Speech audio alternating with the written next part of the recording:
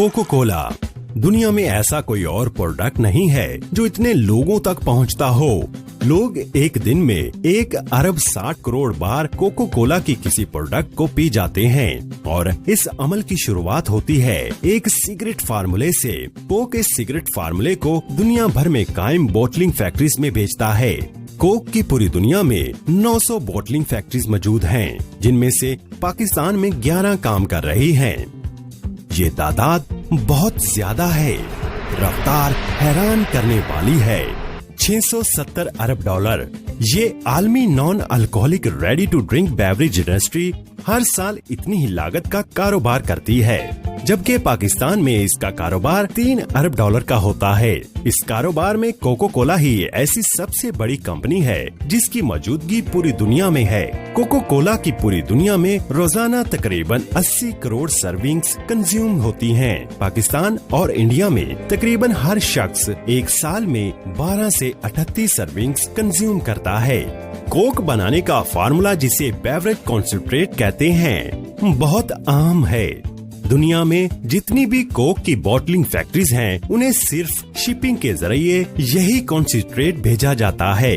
पर Coke company ये नहीं बताती कि इस कॉन्सेंट्रेट को बनाया कहाँ जाता है और न ही वो इसका फार्मूला किसी को बताते हैं। दरअसल ये एक ऐसा राज है जो दुनिया में सबसे ज्यादा पोशीदा है।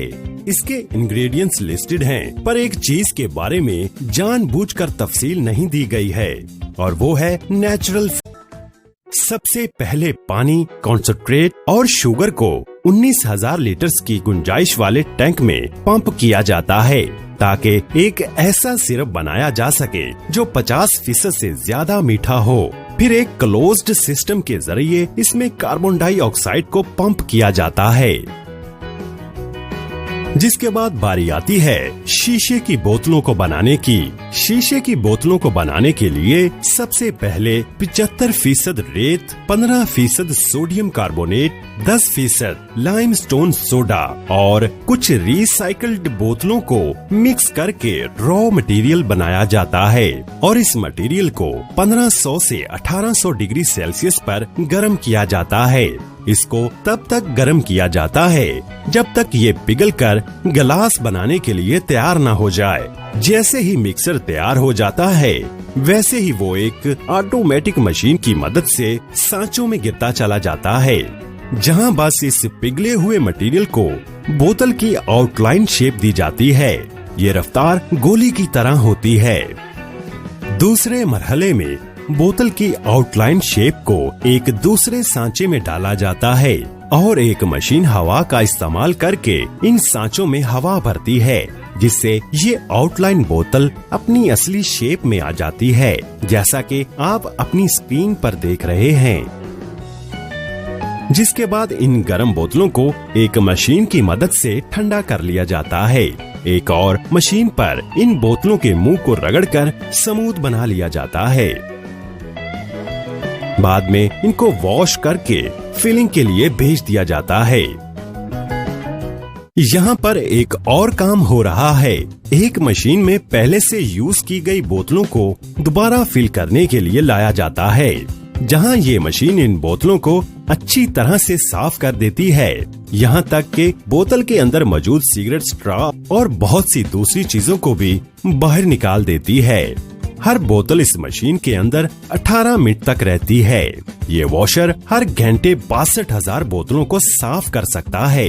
जरा इस वॉशर को देखें, ये कैसे काम कर रहा है। अगले मरहले में बोतलों में कोको कोला भरी जाती है। ये मशीन 800 बोतलों को 1 मिनट में फिल कर देती है।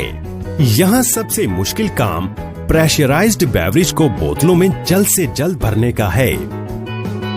अब हम इस मरहले को स्लो मोशन में देखते हैं। यहाँ 250 ml वाली बोतल को भरा जा रहा है। बाज दफा शीशे की बोतल फिलिंग के दौरान ही फट जाती है।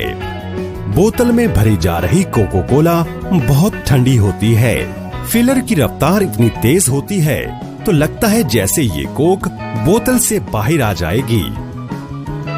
और इस प्रेशर को दबाकर रखने का काम करती हैं कैप्स। फैक्ट्री में मौजूद कन्वेयर सिस्टम की लंबाई 3 किलोमीटर से भी ज्यादा होती है। आखिर इतनी लंबी कन्वेयर की जरूरत क्यों पड़ती है? ताकि अगर कुछ स्टेशंस की रफ्तार आहिस्ता हो जाए या फिर वो खराब हो जाएं, तो बफर बनाया जा सके। कन्वेयर सिस्टम के कुछ हिस्से बैकअप के दौरान होल्डिंग एरिया बन जाते हैं। जब बैकअप का मसला हल हो जाता है तो होल्डिंग एरिया को रिलीज कर दिया जाता है और बोतलें फिर से अपना सफर शुरू कर देती हैं। बैकअप की वजह से जिस एरिया पर असर पड़ सकता है वो है लेबलर मशीन। आज सब कुछ ठीक चल रहा है, फिर एक कन्वेयर की मदद से इन बोतलों को पैकिंग के लिए भेज दिया जाता है और अब ये फैक्ट्री के सबसे अजीब सफर पर आगे बढ़ती हैं। ये है स्पाइरल कन्वेयर। स्पाइरल बोतलों को 5.5 मीटर की ऊंचाई तक ले जाता है। एरियल कन्वेयर की वजह से फैक्ट्री में जगह की बचत हो जाती है। जब पैलेट 7वीं लेयर तक पहुंच जाता है तब इसको रैप कर दिया जाता है और पैकिंग के बाद इनको हम और आप तक पहुंचाया जाता है।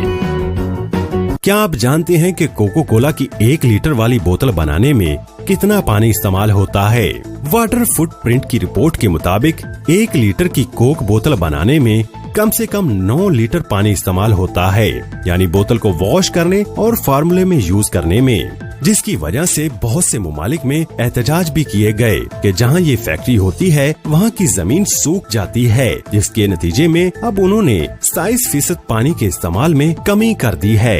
तो दोस्तों, आपको कैसी लगी कोको कोला की फैक्ट्री? हमें कमेंट सेक्शन में जरूर बताइएगा और आपको अगर वीडियो अच्छी लगी है तो इस वीडियो को लाइक कर दें। आपके लाइक करने से हमें बेहद खुशी मिलती है और अभी तक जिन्होंने हमारे चैनल दूरबीनी को